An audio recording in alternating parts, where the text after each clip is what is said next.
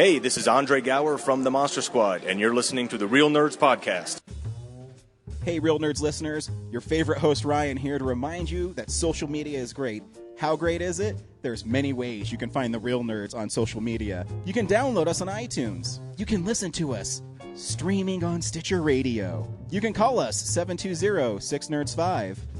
Aw man, our website is so cool. You can visit our website, realnerdspodcast.com. You want to leave some fan mail? Oh, that's so easy, realnerds@gmail.com. Twitter? We got it, @real_nerds. You can even like us on Facebook. Thank you so much, and hey, enjoy the show.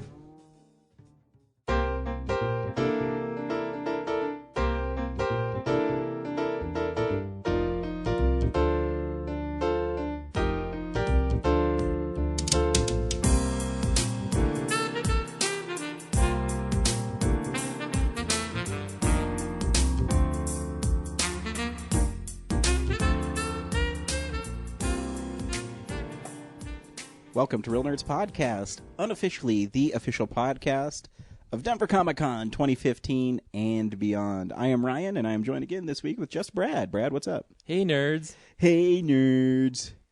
How's your week going? Bitches.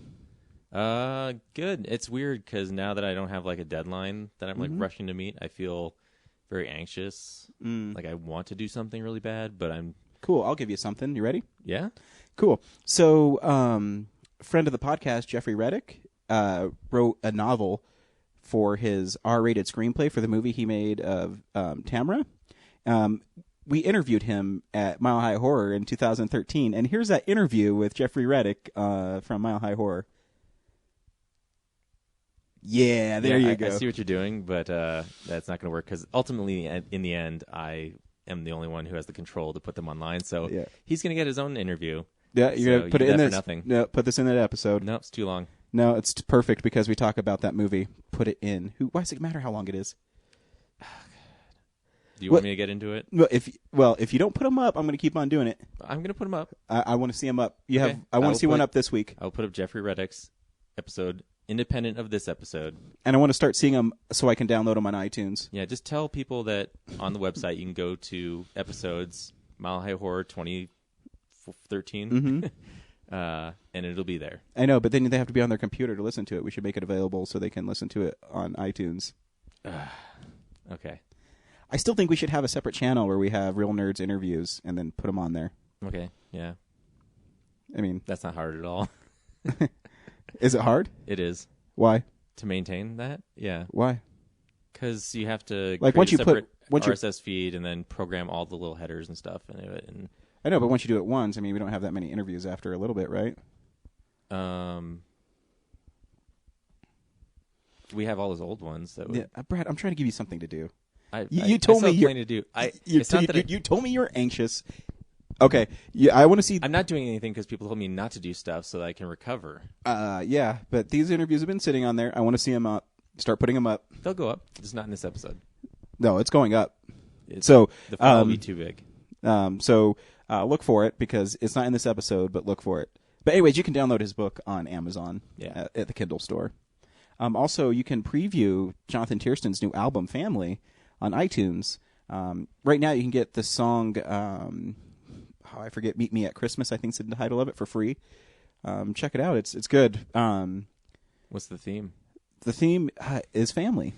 And if you really want to get kind of a feel of what the album is, you can pick up Sleepaway Camp's 30th anniversary from Scream Factory, and it has a music video for Princess on there, which is the lead single that he's already released on it, and he released that Christmas song. So support him. And fun fact, I just bought that DVD this week. Did you? From Twist and Shout. Very cool. Hey, you can obtain. I was going to get to that. I love the segue. It's really cool. One of the fun things you did for your movie, Jean-Claude Van Damme's Damn Van, is, I don't know if our listeners are old enough for this, but in the 90s, there was a lot of, like... shitty action movies? No, not shitty action. Well, yeah, but, I mean, they had soundtracks where it'd have, like, one or two songs from the movie, and then the rest was music inspired by... From bands who were big at the moment? Yeah.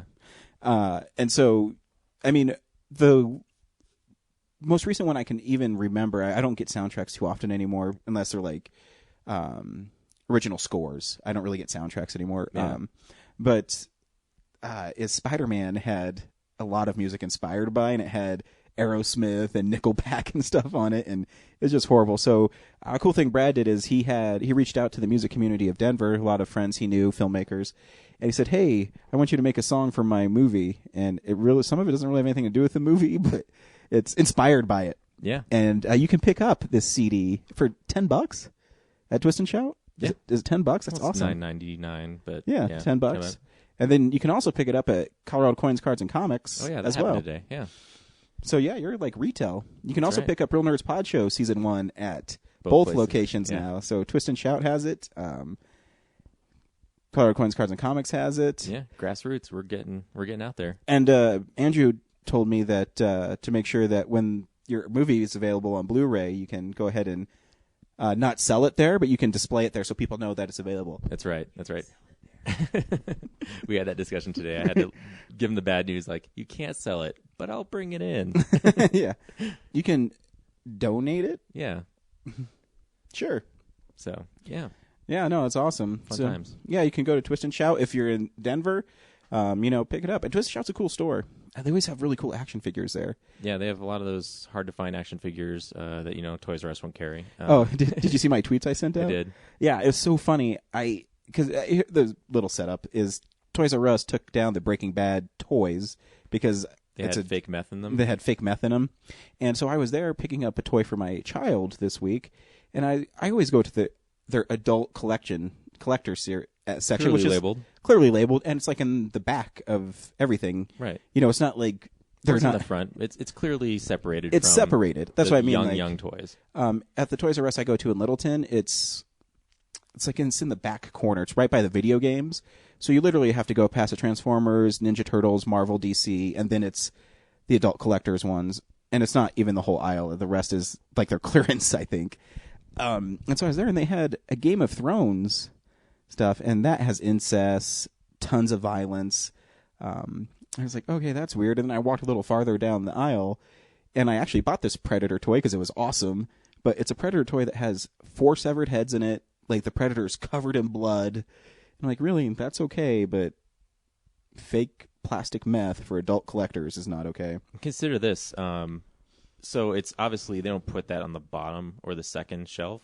They're up high on the pegboard, right? Where, how high do you think your average 6, 7, 8-year-old 3 to 4 feet tall? Yeah, those are not within even grabbing reach. No. So they can't just even grab them off the shelf and then run up to the register, which I'm pretty sure no child has ever just gone up to the register by themselves and paid for an item. And here's the thing, too. Those action figures, like the Predator I got, was $26. It's not like, the $7 mini Marvel things. It's no kids. Toys R Us attendant have to be really inattentive to allow a 6-year-old who is probably not even be able to look over the register to buy a $30 item with their own money, which they don't have $30. And that's the whole thing. It's so dumb. And I can't believe they caved. I can't believe it. Yeah, it's so weak. But the Predator was badass. I bought it because it was really cool. Yeah. And there's also like Friday the 13th, like Jason with severed heads and like bloody axe murder characters. I'm pretty sure I picked up a violent one there. I forget. It was like an alien or something. But yeah, they exist there. And it's silly that they... But I mean, the point is Game of Thrones deals with incest and things like that, and it's just, I mean, where do you draw the line? I guess you can have brothers and sisters fucking, but you can't have plastic blue and that's cubes. not even like a toy. Like, there's no naked characters humping toy. Exactly. Like, they're just, they look like Lord of the Rings characters, but still like the content of the show. Exactly. Because the 2-pack is the brother and sister. So, I mean, if you love the show, that's cool. And you want to collect the Game of Thrones stuff? Yeah, I understand that. But it's also for adult collectors. Mm-hmm. Just like the Breaking Bad toys. It's so silly. It blew my mind when I was there. And I made a point to go there. I said, I'm going to go and look and see what they have here and why Breaking Bad was so horrible. Yeah, unless they had like a palette that said like, hey, look, kids, Breaking Bad. It's funny. Get them now. This is kind of real news, but we're kind of on the topic. I just remembered this because we're talking about it, but... parental council, those people that monitor TV, were very upset at FX because in the first 2 minutes of Sons of Anarchy, there is a sex scene. Never mind the fact that Sons of Anarchy, before it comes on, because my wife watches it, says, this show contains graphic violence and strong sexual content. This show has been rated TV MA. What else do they want from them? And they're like, that stuff belongs on HBO. Okay, the show's on at 10 o'clock at night. There's tons of warnings about it, and it says that after every commercial break. It says, just like The Walking Dead, this show contains scenes of graphic violence. Is that any different from like a primetime like crime drama Exactly. show on ABC or That's NBC? what I'm trying to say. People focus on the wrong thing. I said unless there's actual nudity in it, it's not HBO. I know, but that's what I was saying. It's not TV, it's HBO. Last week, Rock of Ages extended cut is rated R because there's like gyrations. There's implied sexual content. No violence, no nudity, but it's rated R because of that. You know what's funny is in the trailers for the movie this week, it said PG, but then next to it had the actual like descriptive. Oh, was content. it the one that's like some? It said suggestive comment. Yeah, that's period. right. What movie was that? I laughed at that I don't too. remember, but it was PG, so it was. Yeah, I don't know. I saw that too. I was like, what the fuck? Was it the found footage one? Maybe. No, I'm sure that probably has like some violence in it. I can't remember, but I know because that one actually stood out for me when I was watching the trailers because those ones are so descript now. It says strong zombie violence. There's a really rating. I think it's the point where it says like at 10 minutes 13 seconds, this guy says this word. I still think they should just drop the G, PG, PG-13, and R and just have that on there. Because are people that stupid? Like, do I need to watch?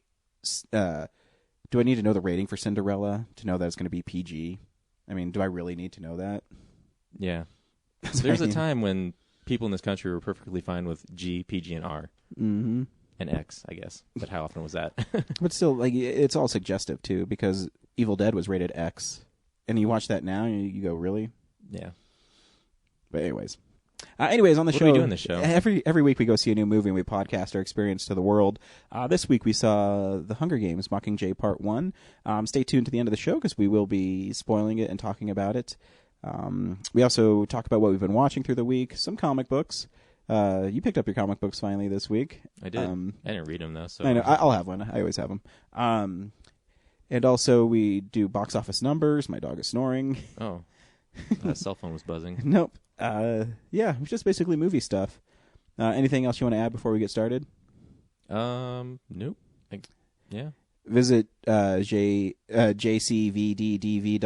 to see upcoming screenings in the Denver area. That's right. We're trying to get the Alamo. And actually, I met some people who might get us the screening of the FC Film Center. Actually, I do know if those don't happen, Jean-Claude Van Damme's Dan Van is going to screen at the EFP Palooza in January, which I think is like the 16th through the 18th or something. Cool. Whatever that second weekend is.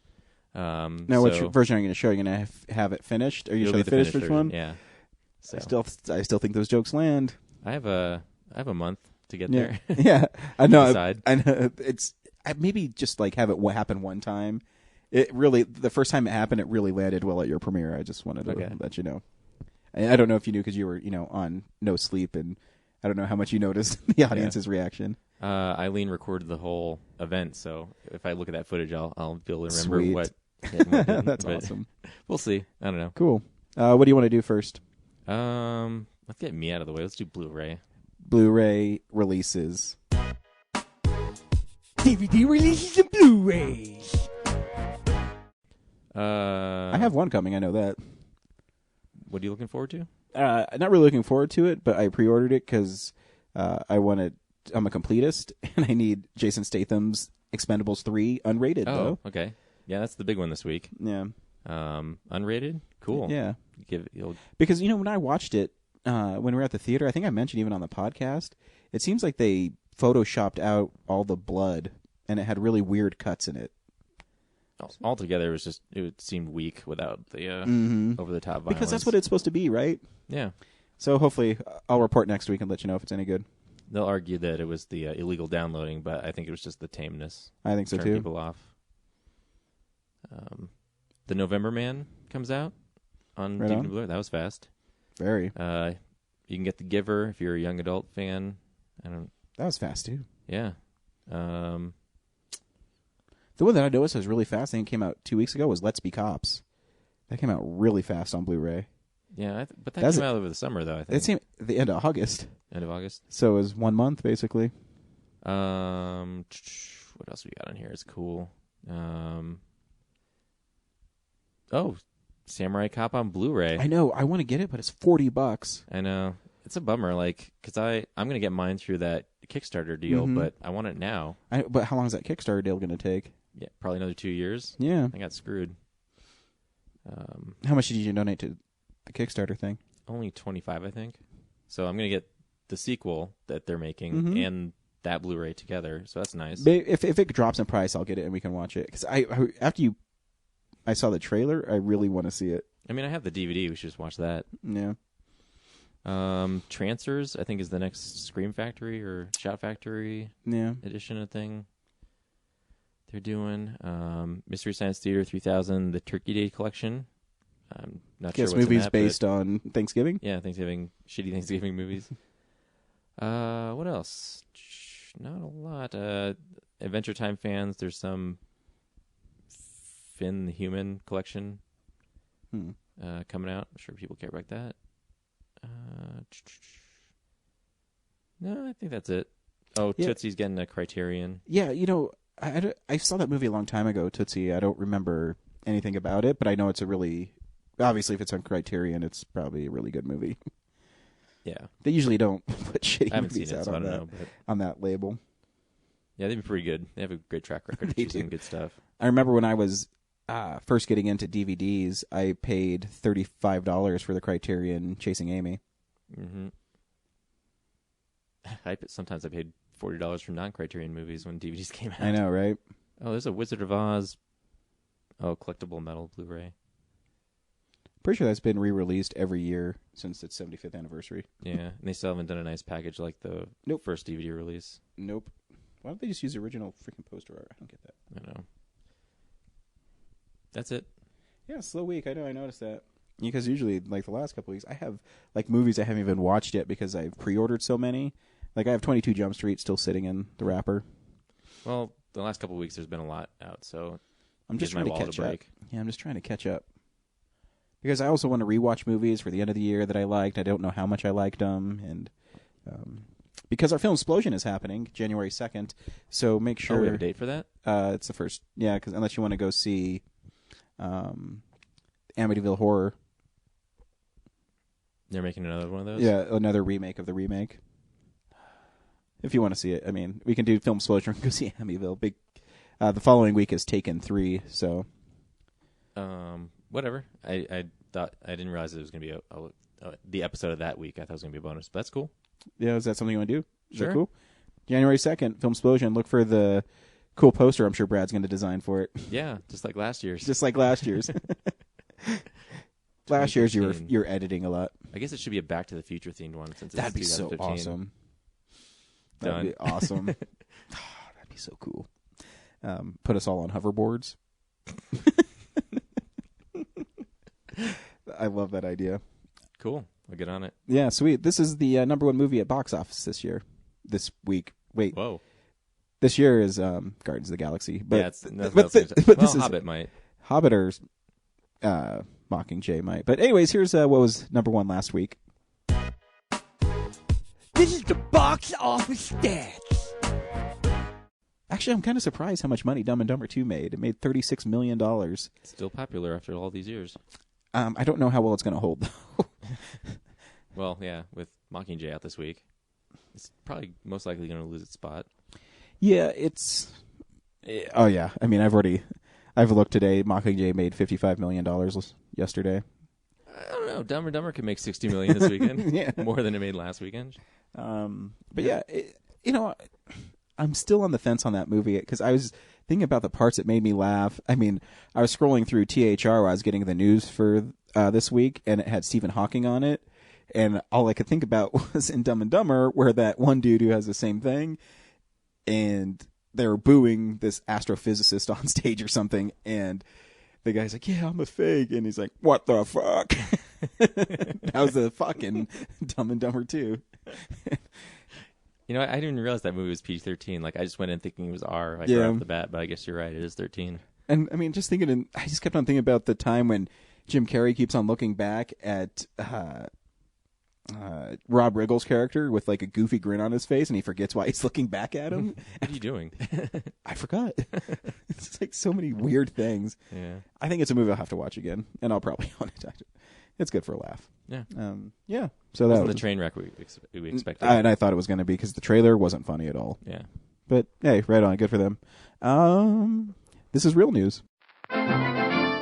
It's real news.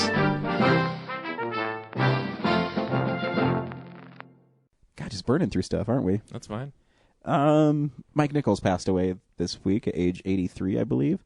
If you don't know who he is, he's a really accomplished director. Did The Graduate, other movies that I can't remember right now.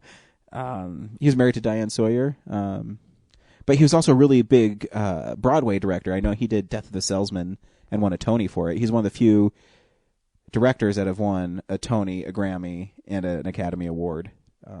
So yeah, big hats off. He did well in the film community. If you want to look up his IMDb page, because I'm trying to blank on his other movies. He had huge gaps in his movies, though. Yeah, I have to look it up because I'm not sure I've seen any of his movies. Oh, I bet you have. We'll see. Keep talking. We'll look up. Yeah, but he did a lot of. He wouldn't make a movie every like 1 or 2 years. He sometimes is 5-6 years because he did a lot of Broadway plays. He was married to Diane Sawyer for a long time, and I think Diane Sawyer was his 3rd or 4th wife. So, he got around. Okay, Charlie Wilson's War I haven't seen. I've seen that one. Haven't seen Closer. Seen that one? Angels in America have not seen. Nope. Wit. Nope. What Planet Are You From? Nope. Primary Colors. Yep. Haven't seen it. Birdcage. Haven't seen it. You haven't seen Birdcage? Haven't seen it. Regarding Henry. Haven't seen it. You haven't seen Regarding Henry? That's J.J. Abrams' first script. Working Girl. Haven't seen it. Wow. Biloxi Blues. Haven't seen it. Heartburn. Haven't seen it. Wow. Have not seen his movies. The Day of the Dolphin. I don't know what that is. Yep. Graduate. Who's Afraid to Dream? Nope. None of his movies. I've never seen a movie of his. The Graduate's good. You should see it. That's what people say, but I mean, I guess I've seen the ending. Wasn't the ending in Spider-Man 2? Yes. Yeah.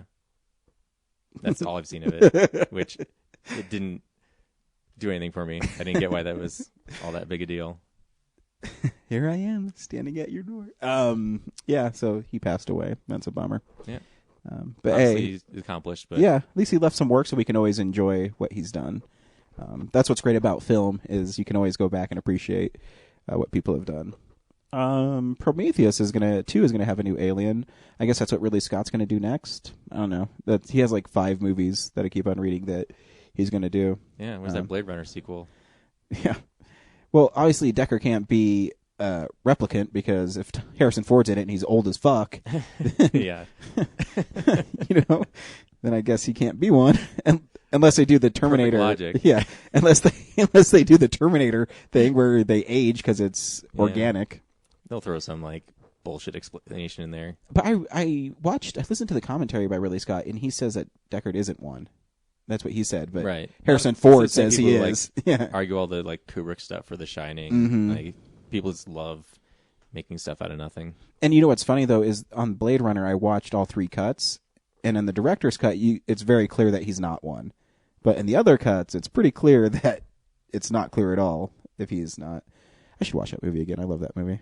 You're allowed to have ambiguity in art. Yeah, it's great. So there doesn't need to be a solution, guys. I think Ridley Scott's a great director. I don't know if I'm really excited to see Exodus, but Nope. I'll still see it because it's the only movie coming out that week. And He loves doing like gigantic battle, like He does. Hobbit-sized battle scenes in all his movies now. yeah, I mean, Kingdom of Heaven I think is actually a pretty good movie that I don't know, is good. That's boring, but yeah. It could be. The Star Wars trailer should be coming out sometime this week. Yeah, Yeah, it should be fun. we'll see. It's They want to do something big. They don't want to attach it to a movie. They want to do some kind of like private, big release thing. So we'll see what that is. yeah, I know when's the Star Wars themed like convention? It's pretty soon, isn't it? Star Wars Celebration. Yeah, I know it's in Anaheim this year. Yeah, it used to be here. February. Yeah, I know it's pretty soon. And there's going to be crazy stuff there. I always loved. This is why I don't read slash film anymore. Is because when they were shooting Star Wars, they kept on saying that there's no way they're going to get it done for a December release date. and they wrapped it like 3 weeks ago. They're probably already 75% done with everything. What a lot of people don't know about movies now is that they start doing the special effects while they're shooting the movie. I'm pretty sure it'll be done. Yeah. There's a good chance to be done. Yeah. We have an X-Wing like in Lowry all the time, and I've never gone to see it. Yeah. I should do that. Yeah, it's in the museum out there. You should. It's cool. Yeah. It's for shame. That's really all the news this week. Nothing really exciting. I mean, I scrolled. I couldn't find anything else. I'm trying to think. There was something else, but I forget what it is. But obviously, it's not that important. Yeah. So let's move on. Yeah, right on. Cool. This is the comic book corner this week. What's up, nerds? It's the Comics Corner. Now, I've been telling people this a little bit, but I'm just going to reiterate how great this book is. It's Miss Marvel for, obviously for Marvel right now. It's about a teenage girl who gains powers suddenly, basically overnight, and she's able to make herself smaller and bigger, and it's really well written. It's written by a woman named Willow. It's horrible. I can't remember her name. Nice. I know. And the art's really good in it, and I actually had lots of fun. It's a really kooky book. The story is really good about a teenage girl trying to, and she's Muslim, so her parents don't want her out late at night, so she's always sneaking out to become a superhero.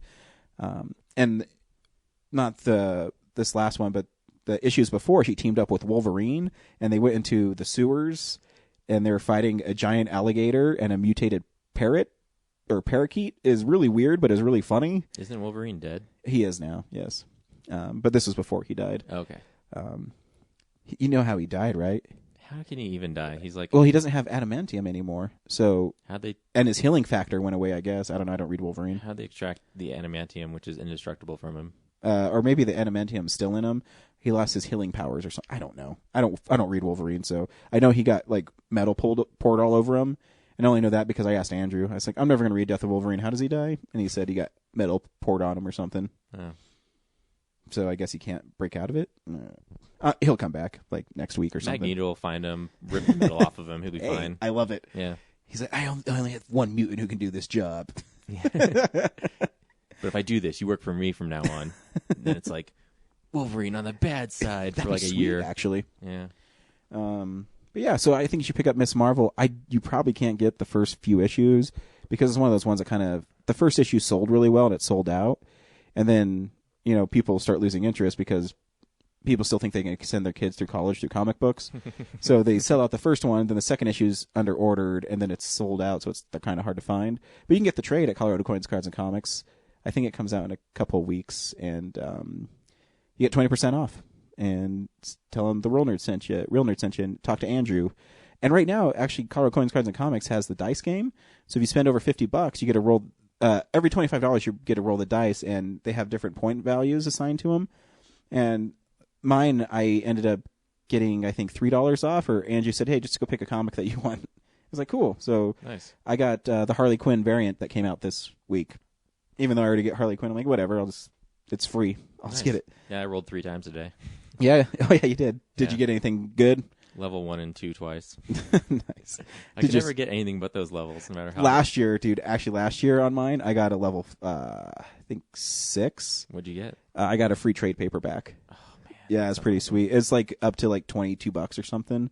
On my third roll, I set all the dice up on their 6 facing up on my hand, so they're all facing, and I just dropped them into the bucket to see what happened, and I got level 2.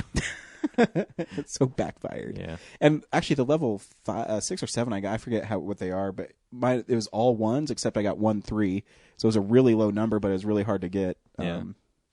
Yeah, so I got a free trade paperback. So I mean, you spend $25, you'll get free something. And they're also doing that. Throw in $1, you can raffle for the signed jerseys. Yeah. So I mean, their holidays around there are really fun. Yeah. If I get one of those, it's yours, buddy.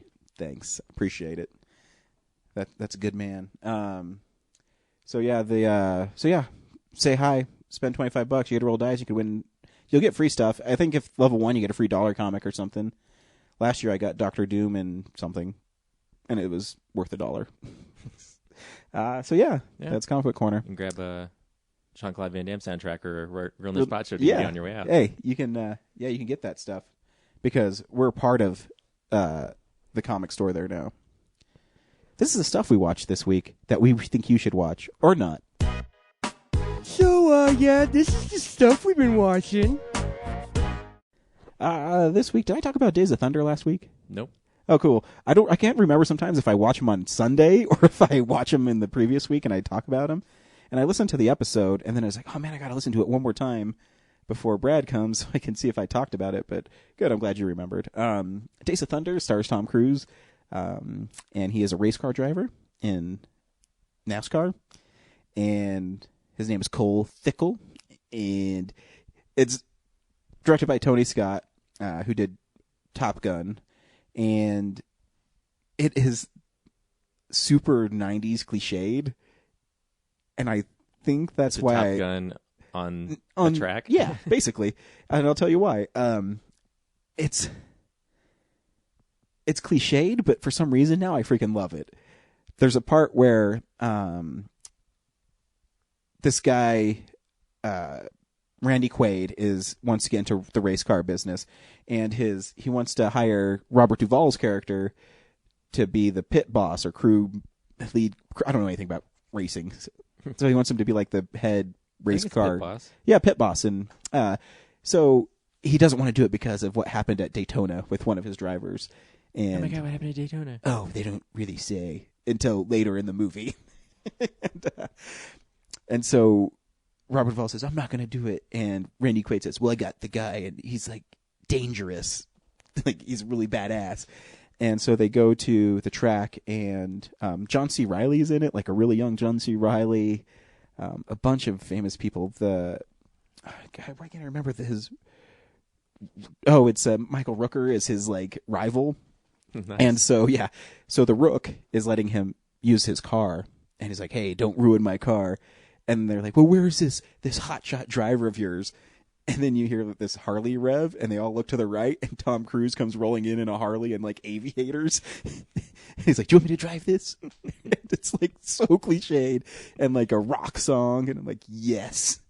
And in it, Cole and Michael Rooker's character, I forget his name, get in a bad accident at Daytona, and Michael Rooker can't drive anymore, and Cole is afraid to drive, and he keeps on like burning out his engine. And in the meantime, he loses his sponsorship, and Carrie Elways, who drives his car while he's injured, is now like the hot shot, and Cole is given Michael Rooker's car to drive at Daytona one last time to win. And so it takes place at Daytona, and he's coming around the corner, and he's about to crash, just like he did earlier in the movie, but he makes it through, and as he makes it through, he's like, woo! Yeah! And then he wins the race. It's like the most cliched thing ever. And for some reason, it's awesome. Wow, what a struggle. Yeah. He was about to burn out, and then he doesn't. He doesn't. The movie is over. Movie's over. I always remembered it, too. I haven't seen it in a long time. But Nicole... Talladega Nights seems more suspenseful than that. It is. And because the thing is, it has this air about it that is like cheesy 90s, and that Tom Cruise is a hero. You know it's all going to work out. Like Nicole Kidman plays his doctor, and she's a really sexy doctor. And as there's a part in it where him and Michael Rooker are racing like on the street or something, because you know they don't get the rush from being in the track anymore because the doctor won't let them. And so they're driving. I always remembered Nicole Kidman's line delivery. She's like, "Let me have the car, Cole. Let me have the car. Let me have the car, Cole." It's like horrible, and I always remember it from that. So she's got her Australian accent in it. She does, but she doesn't like try to speak an American accent. She's like Australian the whole time. But it's fun. I mean, if you like a cheesy 90s movie, I mean, you could do way worse.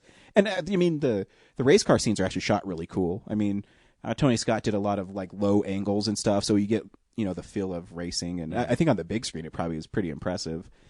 So yeah, I watched Days of Thunder. It was fun. That was my Tom Cruise movie for the week. I also got Scream Factory had a movie come out called Dolls, which is a really old. Did you ever see the movies Puppet Master? They're these really cheesy straight-to-video movies made by Charles Band. I think I've seen parts of them, like the dolls killing things. But Yeah, I exactly. never watched the whole movie of it. So in this, it's made by Charles Band and is made before. He had Full Moon Entertainment, which was like a staple in video stores in the 90s. And in this, he had these... It's about this family that car breaks down and they stay the night at this haunted mansion doll factory. It's weird. I know it's cheesy horror, and the dolls come to life and they kill all the people that are bad, and it's actually really effective. The dolls special effects are really cool because they're all on camera. So I mean, it's stop motion, but it looks really cool because it's on camera, and like it's really gory. Performances are over the top enough. It's like a fun movie. If you like silly horror movies that deal with killing dolls, I mean, you could do worse. And I mean, there's a really cool. Actually, the part that's actually kind of scary. I don't know if it's scary or suspenseful. This girl's running through the house, and as she's about to get out of the hallway, there's little toy soldier dolls, and they all point guns at her. And the other guy, like the leader's, like fire, and they fire. And they shoot her a bunch of times, and then they all aim and are about to shoot her again. So it has like kind of suspenseful. Are they going to keep on shooting her? And it's gory, and there's boobs in it. Cool. Not on purpose. This chick's being dragged by the dolls, and her like shirt slips down. So love it. So that movie is cool, and Scream Factory always does a great job on the special features. It has like an hour of making of, where they interview all the major players, and then it has commentary by the director, and it's pretty fun. I mean, I've seen way worse movies. If you're looking for a cheesy 80s horror movie, you could do worse. And the last thing I watched was a movie actually from this year that I really, really wanted to see, but I don't know why we got vetoed on it, was Sabotage with Arnold Schwarzenegger. What else came out that week? I don't remember. And it's really funny, though. I didn't know if it would be any good, and I kept on going to Tradesmart, waiting for it to be used constantly.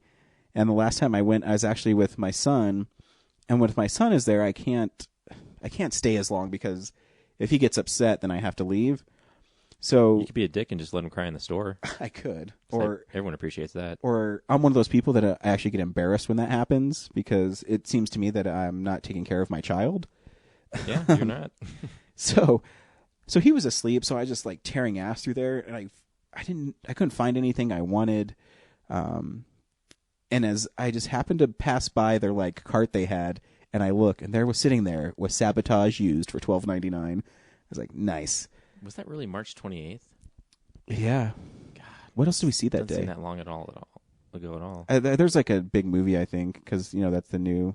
Yeah, I'm on it. Was that Captain America? That was April. Yeah. I'll find it. I just had to figure out what the date was. Anyways, in the movie, Arnold Schwarzenegger plays a DEA agent, and he has a team that infiltrate this drug lord thing at the beginning of the movie.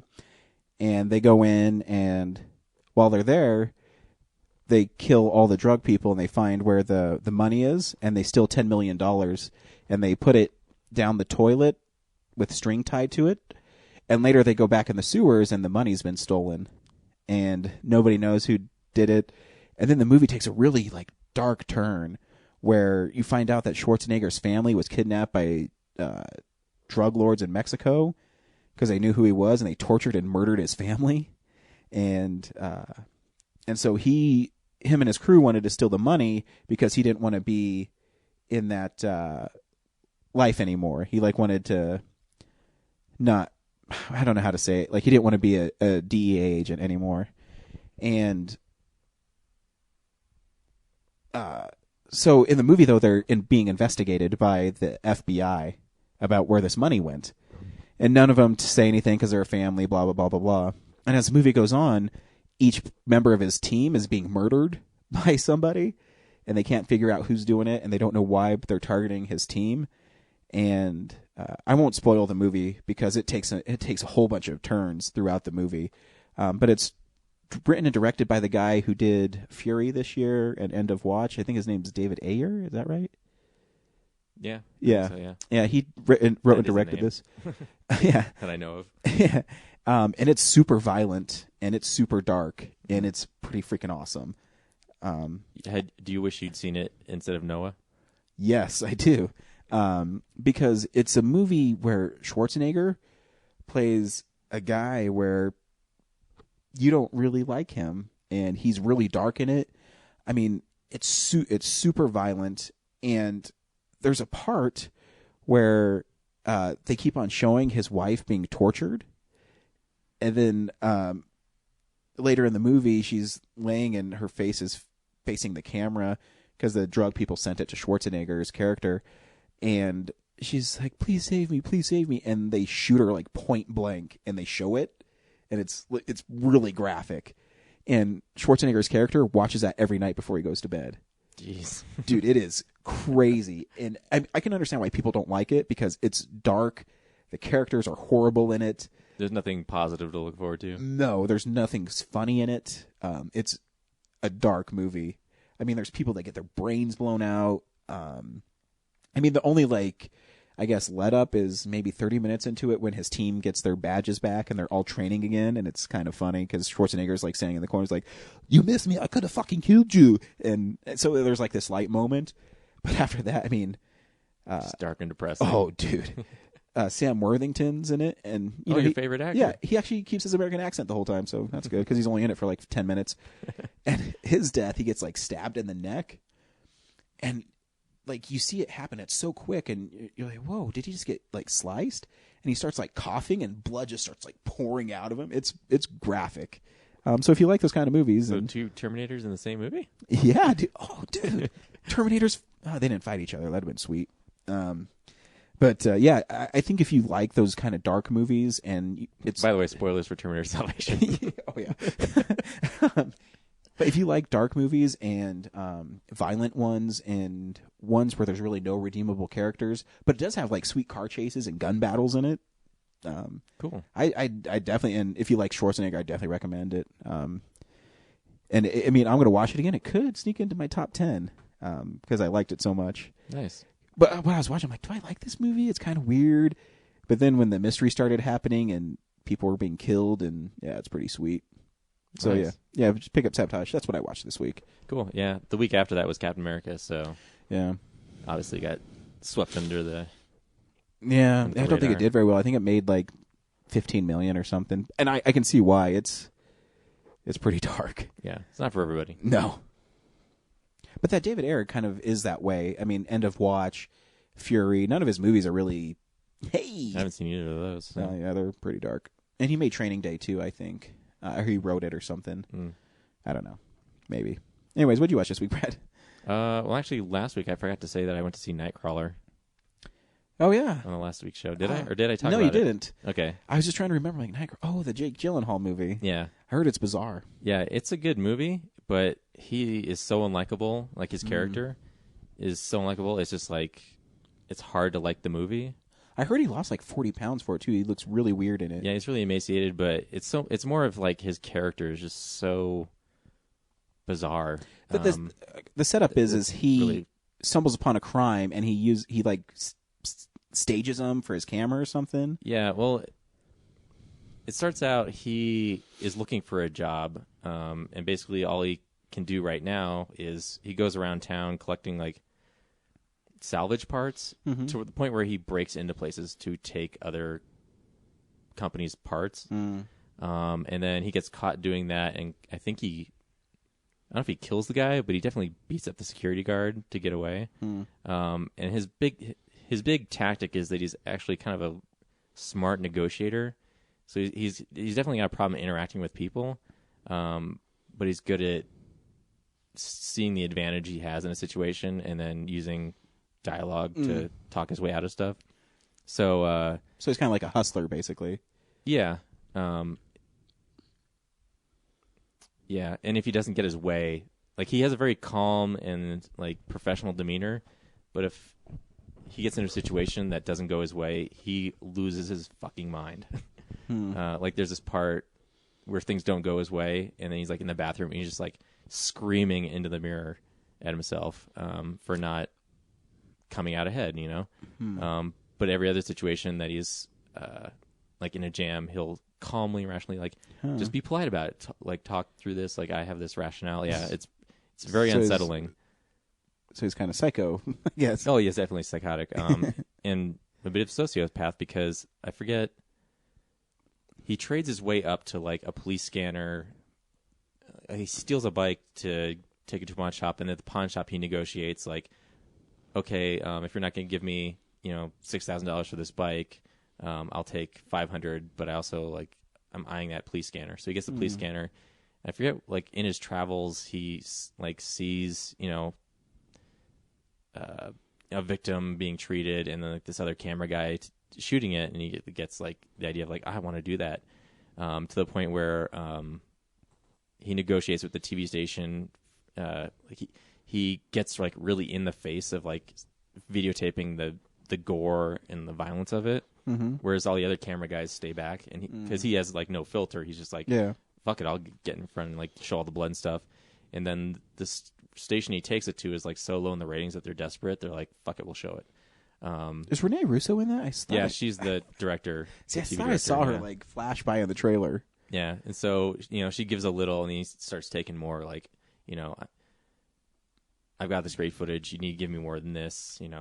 My footage is going to take you guys to the top. So he's a little bit to the part where he negotiates sex out of her for it. Oh wow. Yeah, and that's really gross. You see her naked? You don't see her you never see him do it. It's actually good that they don't, because there's this sweet reveal that shows you the fact you don't see it and there's a reveal later that you find out that did happen is really just disgusting. So, but he takes her to a Mexican restaurant at one point when you find out he's into her, and their whole dialogue exchange of just him negotiating for that is oh god, you're such a sleazebag. I heard he's really good in it.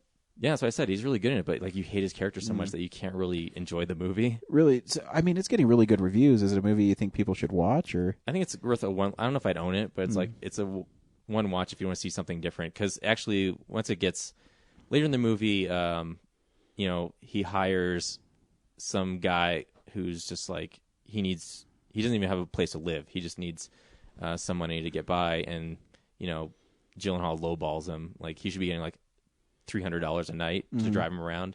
He basically hires someone to drive him around so that he can focus on filming. So after he pays for I think it's a Dodge Charger and stuff, he trades his Datsun for a Dodge Charger. But he's only paying this guy $30 a night. Oh, wow. Yeah, and he keeps convincing this guy that he should be paid really low and that he's not making a ton of money. So he hires that guy to drive him around, and later in the movie, they stumble onto he gets there as people are being murdered. So he's sneaking around the bushes, filming them being murdered. And then later on, he uses that. So he's got the footage of he's got the identities of the people who were killed, and then he uses that as leverage to stage their capture.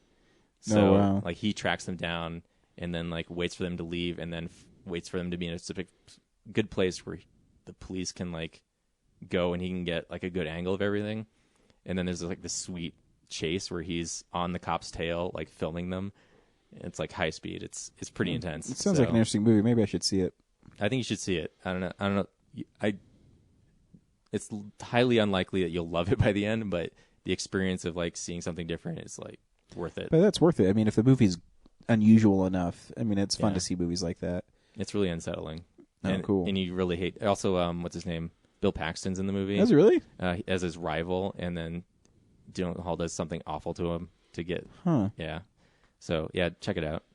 And then I finally got to see Interstellar. Oh, cool. Yeah, which was a terrible experience of people at the theater, because there were still people coming in. I saw it 70mm IMAX at the real one, and 20 minutes in, people were still finding their seats. Yeah, and the friggin' theater people didn't close the doors, so there's light coming in from both sides. So, and then even though there's tons of seats, because this movie's been out 4 weeks already or something like that, I was still having to move a row up and up. So I was in the second row. So the movie's gigantic, and I'm looking all over the screen. But it was still the movie itself was people were talking like crazy, and coming in late was awful. But anyway, the movie, I don't know if I enjoyed the story that much. I was really torn on. I don't know if you listened to the podcast about it. I was really, really torn on the movie.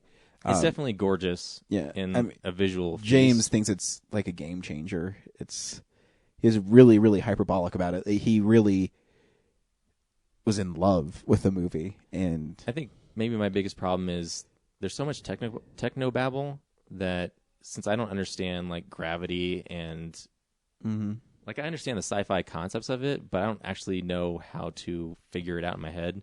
And it moves by so fast. Yeah. Like, they don't take time to really explain it to you. You just have to assume. It's like you have to strap on. And the weird thing is I just got into Star Trek, but I accept Star Trek more than I accept that movie because there's so many. I don't know how to describe it. I was telling James that in our review that there'd be scenes where I love when Matthew McConaughey was, telling him about the science behind going to the planet and being there for 7 years for an hour or whatever it was. Yeah. And I'm like, oh, that's really fascinating. And then we get on the water planet and they do those action scenes. I'm like, eh. But then they'd get back in and he'd say, you just wasted all this time for something stupid and we knew she was dead. And he has this great saying, my kids and blah, blah. And it's a great scene with Anne Hathaway. And I just couldn't get into the goofiness of some of the action scenes. They just really seemed like they were out of place in it for me. I wouldn't say there's any action scenes in the movie. They're just more suspenseful. Like, I love the whole Matt Damon reveal and stuff. And oh, no, that stuff that's a good story. But yeah, my problem is there's this whole thing, so it starts out, and spoilers if you haven't seen Interstellar, they explain that there's a wormhole placed by what they think are aliens, and they call them they. Like, they placed it here. But at the end of the movie, assuming a human can go into a black hole and not be crushed by the density, Matthew McConaughey gets sucked in there, and then it's revealed like he's in this place where time and 3 dimensions exist all at the same time. Yeah. So there is no time. So he can go anywhere and affect anything. Oh shit! What was I going to say? Damn it! I'll just cut this part out while I think about it.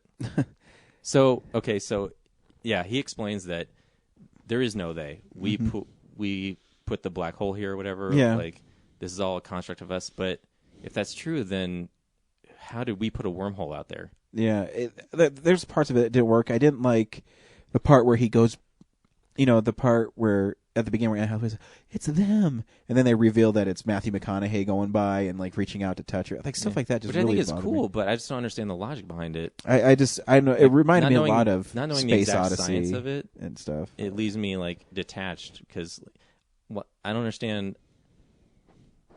Like, I understand gravity is a part of why everything works, but I don't understand like why, like how does it help them? Yeah. So not like you'd have to be a scientist at their level to really get the full impact of what's going on. Otherwise, it's just like a father getting back to his daughter's story. Yeah, and that's fine. There's parts of this movie I freaking loved. I really did. And I don't know. I'm so torn on it, and it's the movie that I've had the biggest problems with this year. The more I think about it, I'm like, I really like that part. But then I have to think about how convenient it is that he stumbled upon NASA to be launched into space to lead this expedition, and a lot of convenience in a script that causes a lot of people to say, oh, this is a really smart script because the science is true. But then, he happens to just stumble to NASA, and then he's going to be selected for this. And I kind of hate that, like, every time something happens in space, it goes silent, right? Because there is no sound in space, right? And I feel like it's only there just because other science nerds complain that in movies that it's not silent. Yeah. But I'm like, it's a fucking movie. It needs to be dramatic. Yeah, no, so I it agree. just feels bland when something explodes and it's just like, oh. And the Mad.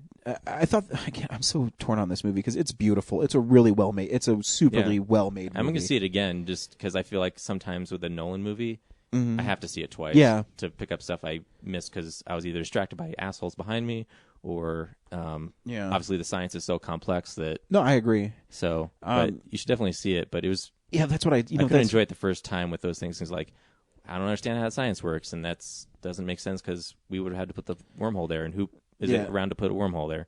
That's... it's funny is because we do should you see it or not, I said you should see the movie because I think it's an important movie to see. But I don't know. I'm still torn on it. I'll definitely see it again. I don't know. I really want to see it in IMAX. I saw it in like the RPX theater at Belmar, which I want to see it again in IMAX, but at a further distance because I was so close that it almost just felt flat. Yeah, and I was actually surprised how many out of focus shots there were. I don't even remember. Yeah, and that whole sound thing. I didn't notice it. I noticed it at one point, but I feel like it felt to me like it was on purpose to make it more chaotic. I think Nolan mentioned that in an article. But I don't know, because I saw it on film too. I think I saw it on 35 millimeter, and because James asked me about it, I didn't even notice it, honestly. So, but maybe I was thinking too hard about the wormhole. I don't know. Yeah, like I get that it's like space folded together, so it's like a quick shortcut. But and it's interesting because when you think about it, oh yeah, I guess that makes sense. But I understand why it's so many years apart. Again, I don't know. I'd have to watch it again. Like, even if you went back, you should return to your same time, right? Yeah, and the only bummer is Nolan doesn't do commentaries, so He'll never explain you'll why. never explain why, which I guess is okay. Yeah. Well, I read an interview. He said, like, someone was asking him in the interview how things work, and he's like, I don't want to have an answer for it. I want you to... That's cool, I want too. it to be ambiguous. That's it's fine. not supposed to have an answer. So, yeah. And then I saw... I think I watched 22 Jump Street 10 times. Really? Yeah, back to back to back to back. Like, just straight, or you kept on falling asleep? No, straight. Yeah. Wow. It's so funny. I know I can't. I know it's sitting up there. I really need to watch it again. After I watched that like a billion times, I watched 21 Jump Street, and I already knew it was a rehash of the first movie. But if you really watch them back to back, it's almost literally a rehash of the same movie. Like, even some of the same scenes and shots are in the same place. It's fantastic. But I still, to this day, when he's like, "Look at that picture. I look like the kid from the Wonder Years." Yeah. He totally does. Looks like he died in a car crash, and you guys haven't gotten over it. Yeah. And I didn't realize, like, I had forgotten that in the first movie, Schmidt is the one who is, like, losing the friendship to Jenko to go with his other friends. Oh, that's in right. the second movie, it's Jenko's befriending the guys, and then Schmidt's left in the dust. That's right. Yeah, Man. stuff like that I've forgotten. And there's like car chases in the same spot in the movie. Because they even like infiltrate drugs. It was just in college. Like, they have to find the drug like dealers or something. Yeah, right? well, yeah. The plot's the same. Even in 2, Schmidt's sitting there in Ice Cube's office saying, like, you know, we got to stop thinking that this is the same plot as the first movie. Oh, that's right. Yeah. It's like, to get these, like, it's not the same case. they're so clever in the writing. Yeah. That it's, yeah. So Now I need to watch that right now. Yeah. It's literally sitting on my shelf and making me sad that I don't have it. The second time I watched 21 Jump Street, the same day, I did it with the director's commentary. And they're talking about this, when they arrive at the school for the first time and park in the handicap spot, and they get out and they see all the different cliques of kids. They were talking about how on that day, one of the extras fainted because it was so hot out. And then, like, the medic went over, and, like, the girl who fainted was missing an arm. She had a prosthetic arm. So when she came to and they were checking out, they're like, how do you feel? She says, like, I can't feel my arm. And the medic's like, which one? She's like, the one I still have. Like, oh, right. That shouldn't be funny. Yeah. They said she was a good sport about it, but yeah, it's like, that'd be a funny gag for something. Just like, Totally. That's inappropriate and funny. yeah. Oh, well. That's awesome. Yeah. So, yeah, I'm probably going to watch both those movies again and again Sweet. this week. And then as far as Jean-Claude Van Damme goes, I haven't got it. Kickboxer's on the way. But I think I forgot to mention, did I talk about, I watched Maximum Risk? No, you talked about how bad Cyborg was. Cyborg, okay, yeah. And I talked about Welcome to the Jungle Yeah. already. Okay, so Maximum That's Risk. on my queue in Netflix. Nice. You'll enjoy it. Did I talk about Black Eagle also? No. Okay, so Maximum Risk is the one where he teams up with Natasha Henstridge. He has a mullet in that one. Right? No. No? Oh, that's Hard Target. He has a twin mullet. again. Oh, that's right. For a short while. His twin gets murdered. Oh, that's right. Yeah. He didn't know he had a brother this whole time. So I forget what he does. I think he's like a banker or something. And he finds out that he had this brother that got murdered. So he tries to find out who murdered him. And Why do I keep on getting Maximum Risk, Hard Target, and Nowhere to Run mixed up? for mullets, I haven't actually seen Nowhere to Run yet. I think Hard Target is the only one with the mullet. See, you're totally rekindling my love of Jean-Claude. Like I said, I used to have all those VHSs. Man, I need to watch those again. Yeah, they're awesome. well, Well, they're I mean, awesome it's like in a fun it's like way. how awesome Days of Thunder is, right? Yeah, like it's exactly. not like a great movie, but yeah. that's But still anyway, pretty cool. Maximum Risk is okay. It's directed by the same guy who did Replicant, which I already talked about. So yeah, basically the whole movie. It's just him and Natasha Henstridge going from place to place. Like I think at one point they go to a cabin, and then the corrupt FBI guys track him down there. They just show up. Oh, that's right. I don't know how they tracked him there at all. And then they like go out of the city, then they go back to the wilderness, and they go back to the city. Remember when Natasha Henstridge was like hot? Yeah. You know what I mean? She's hot in the movie. I mean, and she gets not, naked. So I mean, not hot like you enjoy her that. looks, but where she was in tons of movies. Yeah, she was the thing. Yeah. Yeah, Species and all. But anyway, yeah, it's okay. I expected, like the end. The end is really where all the action happens, but basically it's just like they go from place to place until they can finally track the bad guys. Yeah, I can't remember it. Yeah, and then the FBI is corrupt, and they're trying to. What's the cover look like on it again? Jean-Claude's holding a gun, and Natasha Henstridge is in the corner. What's the one? I think it's Nowhere to Run, where it's like flames behind him and a motorcycle, right? Yeah, Yeah, that is Nowhere to Run. or it's a sunset, maybe. Maybe. I can't remember. Yeah, but that's probably the next one I have to watch. Do Other they than put all those Kickboxer. on DVD or Blu-ray, or can you stream them? His whole catalog? Yeah, It's I mean, mixed. is it mixed? Yeah, they just released that 5-pack of like Street Fighter, Lionheart, Hard Target, Sudden Death, and The Quest. So I get it, but I've seen more than 50% of those movies in that pack. So like, I need Lionheart. I don't think you can get Lionheart elsewhere outside of that or Sudden Death. So if you Yeah, haven't I seen don't know. those, it's a good deal. But I have Street Fighter, and I've seen Hard Target, and I feel like I've seen a parody of Sudden Death recently. possibly friend might have made that. Yeah, And then Black Eagle is like one of his very early first I've films. never even heard of it. Yeah, it actually, I think it has a different name, but on the DVD release it's called Black Eagle, Mm-hmm. and he's barely a character in it. He's like a henchman, a Russian henchman. Do they put him on the DVD art though, so you buy it? He's like only thing on the DVD art, and he actually has like this Russian tattoo on his chest that's not in the movie. So it's some publicity photo, and then Yeah. let's put it on there. And yeah, the movie is so weird, especially since he's not in it, but there's like this Asian guy who's married to a white family.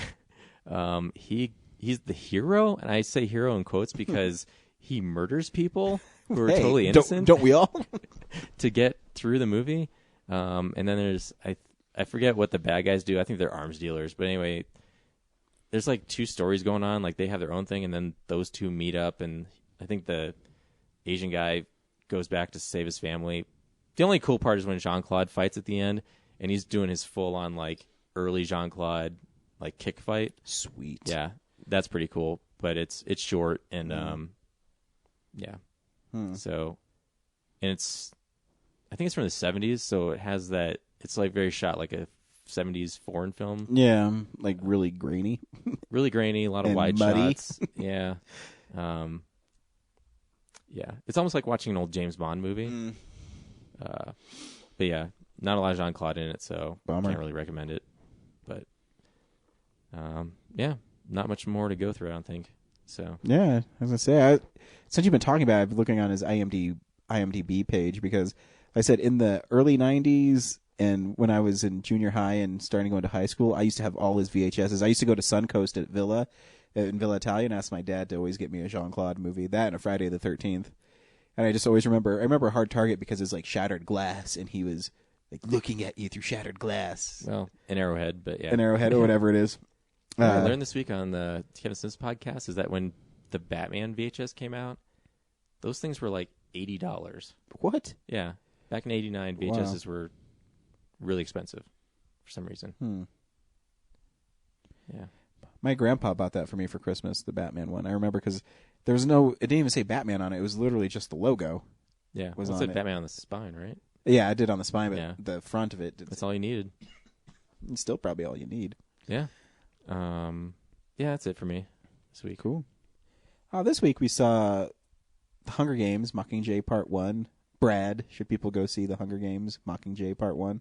I mean, there's nothing I'm going to say that's going to convince you not to. So what's the point? But personally, I did not enjoy it. I thought it was a decent movie about a propaganda battle, and that's it. Yeah, actually, I actually liked the movie. I think you should go see it. They went from the games, which were kids killing each other, to kind of like a political thriller movie, where Thriller. I use the term totally loosely. thrilling. But yeah, there's not very much action in it. But it's a lot of propaganda. It's a lot of Katniss going places, then looking really sad about what she's done. Here's a trailer for Sad Bird.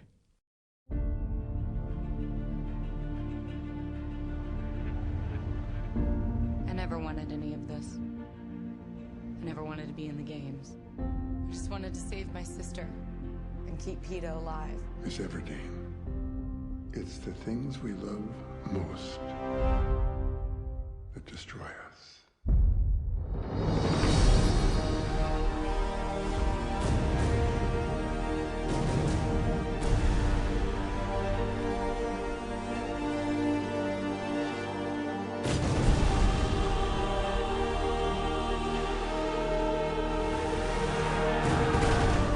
I want everyone who's watching to lay down their weapons now.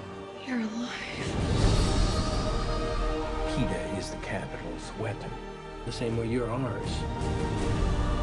You will rescue Peeta at the earliest opportunity, or you will find another Mockingjay.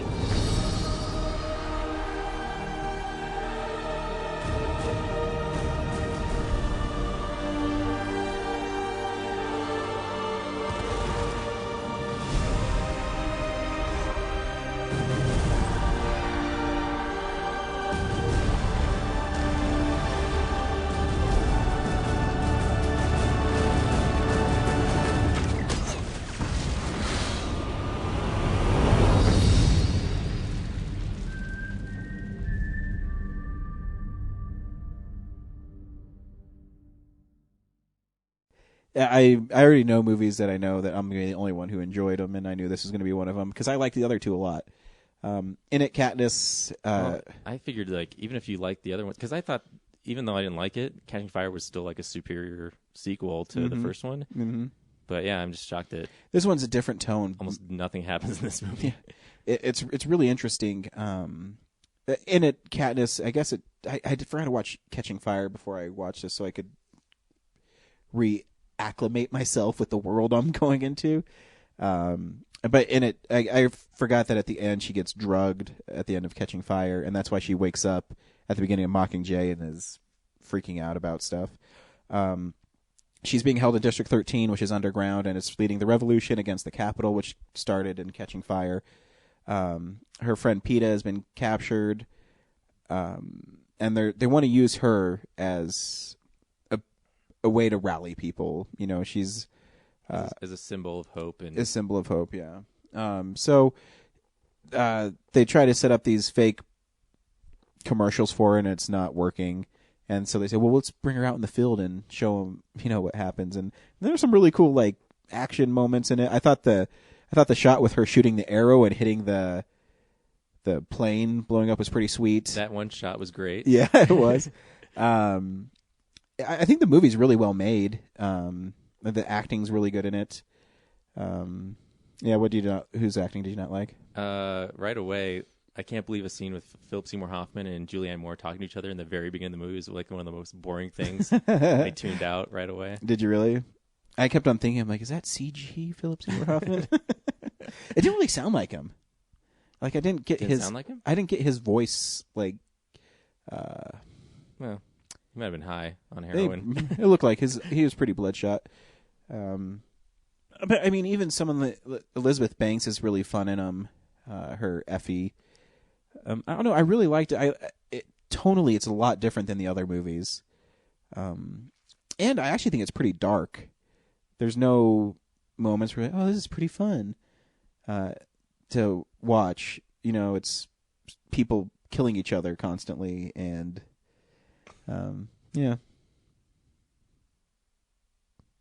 I feel like we saw different movies. Yeah. It was so boring. The movie is literally, she wakes up and she basically trades one messed up regime for another, because even like the rebels Yeah. are oppressive to their own people. I think that's a point they're trying to make is, the Capitol's bad for what they do, but I mean, it's just different machines, really. It's just like another, like they want control and then they want control, but no one really wants freedom, like is willing to give freedom to anybody. Yeah. Because they have like regulations like, don't go to the surface, and you can only wear jumpsuits, and you can only wear jumpsuits, and like when she's negotiating, like I want these things, and like the rebel president actually has the audacity to like deny her initially. Mm-hmm. It's like, and it's not that she's asking for, I want to be the leader of this. She just like, you got to save my friends, like you just did for me, and it's like you're not gonna get. You want Katniss to do this one major thing and be your symbol, but you're actually going to deny any of her requests. Yeah. Okay, come on. And then she goes, after she wakes up, they take her to whatever district she came from, and she finds out it's been annihilated, so she has this like breakdown scene. And then later in the movie, they fucking go back to that scene and do the same thing with more people around. Like, that's such a waste of time and my attention. Well, it's because they're trying to get Snap Peta out of. He didn't see what happened to his district, that he was being lied to, and that's why he was the propaganda for the Capitol. Yeah, I'm saying you could probably cut that first scene. Well, no, she has to discover it, and then it wasn't Gail who was the one who, anyway, led the second time they went back. I think we did see different movies. I don't think you were paying attention in it. I wasn't, because it's so fucking boring. Yeah, and then the rest of the time it's like, hey, we're going to make this video to convince them, and then the enemy tries to make their own video to convince them, and it's just back and forth of like TV watching. The director of it, that chick who had like the tattoos and stuff, all I could think about, she's naked a lot in Game of Thrones. Yeah, okay. I haven't seen Game of Thrones, so she's naked didn't a enjoy lot as in much. it. Great. What else? Yeah, all the dramatic scenes where they're talking to each other. Oh, the line where she says, after that she brings down the two jets, right? The dialogue, what is it? The fire is catching or something? Look, the fire is catching. Snow, you're in trouble or something like that. Like, it's such bad dialogue. I don't think that's what she said. No, she said, I'm messing up the rest of it, but I'm pretty sure she says, look, the fire is catching. Yeah, actually, there is a really interesting part with that, is Philip Seymour Hoffman's character changes her words and stuff in those commercials. No, this was while they were recording it. Was it before the commercial? And then they played it the same way. I was like, oh, I can't believe that they let her say that line that way. And then like a scene later when she's in the cafeteria, you hear her say it again. You're like, oh my God, that's like a seal of approval for that sentence structure. Oh my God. I can't wait to watch this movie again. Sometimes I wish we could do these reviews like at the same time I'm watching them, because I can't go back and remember everything. But in the moment, I was just like, oh my God, this. I know I'm going to forget to talk about this later. I want to highlight how really, bad this is. because I did that in Interstellar when they said, "Man will save us." Yeah, that sounds lame too, but that's a prestigious movie too. And then prestige. So also when they go to bomb the hydroelectric plant, so the district people put the crates of bombs in the thing, and then they have like that long pier to run back out to, but clearly they blow up before they can even get out the door. Hey, every revolution needs martyrs. Wow. Yeah. That was a scene that was cut out of that movie. All those people are dead. Yeah. That whole team, which I didn't even see like bridges to get into the lake from the mountains, even though they're going from the mountains to the lake. I don't know. I guess they had boats. And yeah.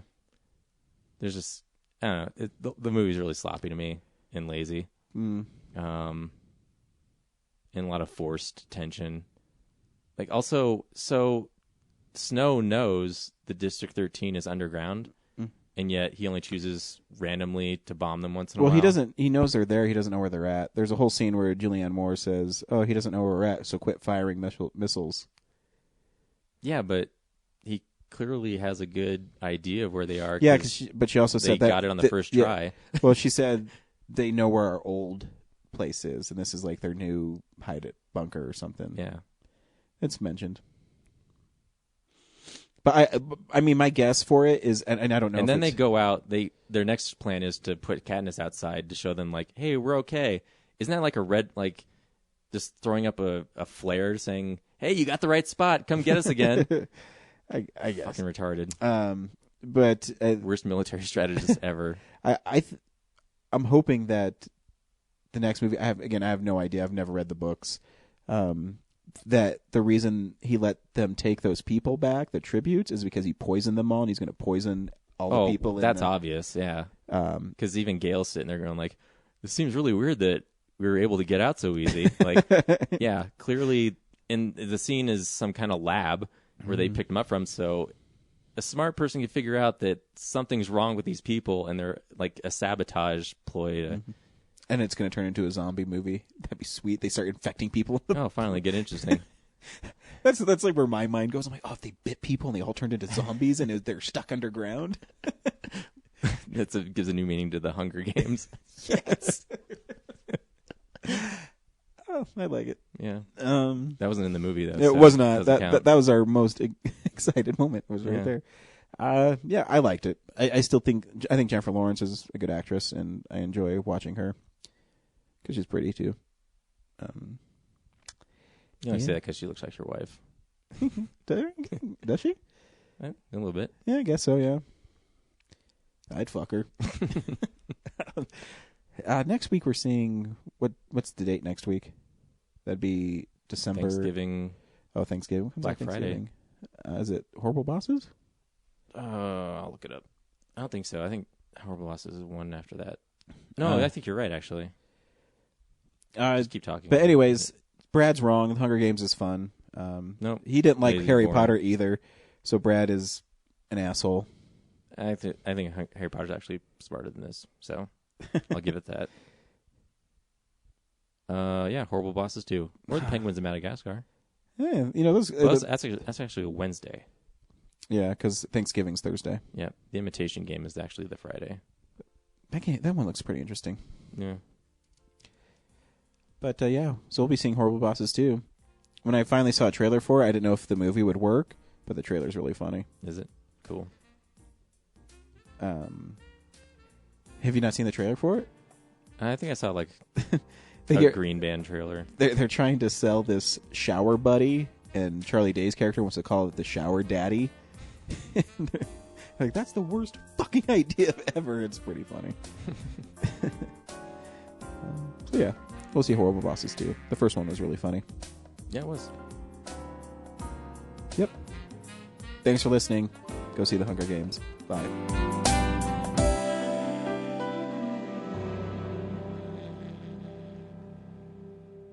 Visit our website, realnerdspodcast.com. You can tweet us at real_nerds.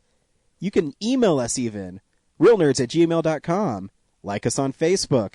Hey, stream us on Stitcher. You want to call us? 720-6nerds5. And download us on iTunes. Just search Real Nerds. Thank you, Joe Kempter, for the wonderful voiceover. And also Spark Mandrill for the wonderful late-night jazz smooth sounds of movies. You can find them on SoundCloud. This has been a Nebulous Visions production.